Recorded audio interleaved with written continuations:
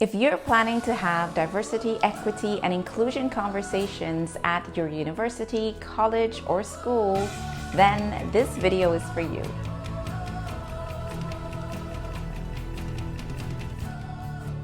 Hello, and welcome. If you're new here, my name is Sal, and in this channel, you'll find the strategies and the tools to help you build your confidence and overcome your public speaking fears.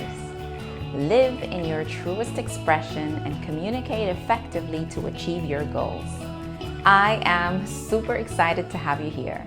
This year, I've delivered a number of diversity, equity, and inclusion conversations to different groups of people within the higher education sector.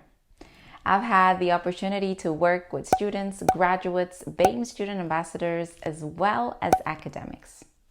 In this video, I'll be sharing my top 3 tips to facilitate diversity, equity, and inclusion conversations at your university, your college, or your organization. These tips work really well when you're facilitating conversations in a room with 30 people or less.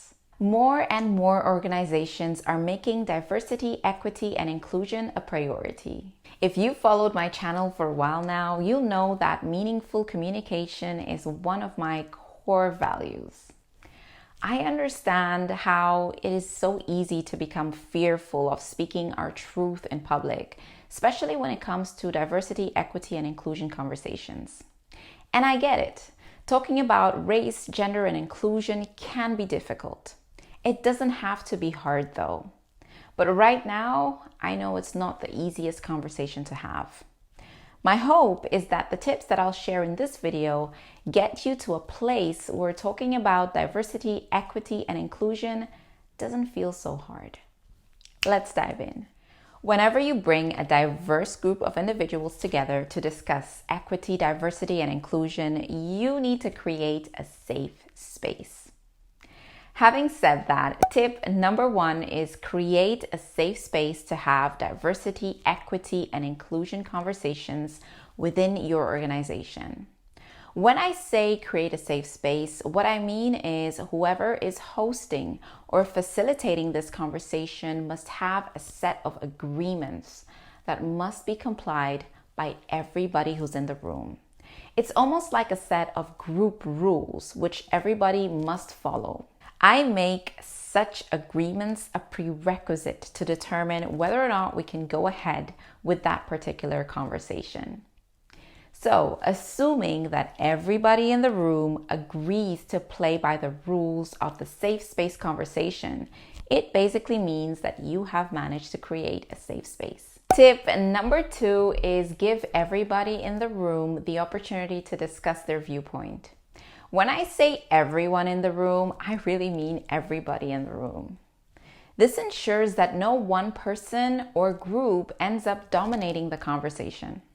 Comment below if you've ever facilitated a conversation and then found yourself in a situation where someone was dominating the entire conversation. As a host or facilitator, this is your opportunity to make sure that everybody feels seen, heard, and welcome. But the real goal of giving everybody the opportunity to discuss their viewpoint is that everyone in the room, regardless of their background, job title, or social status, gets the chance to learn from one another and see the world through the lens of someone who may not necessarily look or think like them. And that to me is what I call growth and compassion towards one another. My third and final tip is ask the group how you can support them in creating a more diverse and inclusive working environment. You can do that by giving the group the opportunity to share how they wish to be supported. Tip number 3 works best if you can find a way to collect their answers anonymously. Now, I have to be really open with you and say this. Only use tip number 3 if you know for sure that you are planning and willing to do what it takes to implement the feedback that you'll receive. Don't get me wrong. I say this with my best intentions. I get it. Making changes within a large organization is not the easiest thing. But if you keep on asking your team, your academics, your students, and your graduates for feedback on how you can support them, and you don't actually do anything with that feedback, guess what? These conversations will stop being effective, and it will end up being just another tick boxing exercise. And if you've watched this video until now, I'm pretty sure that a tick boxing exercise is not the outcome that you want. The 3 tips that I've just shared with you are the exact same tips that I use whenever I deliver a diversity, equity, and inclusion training.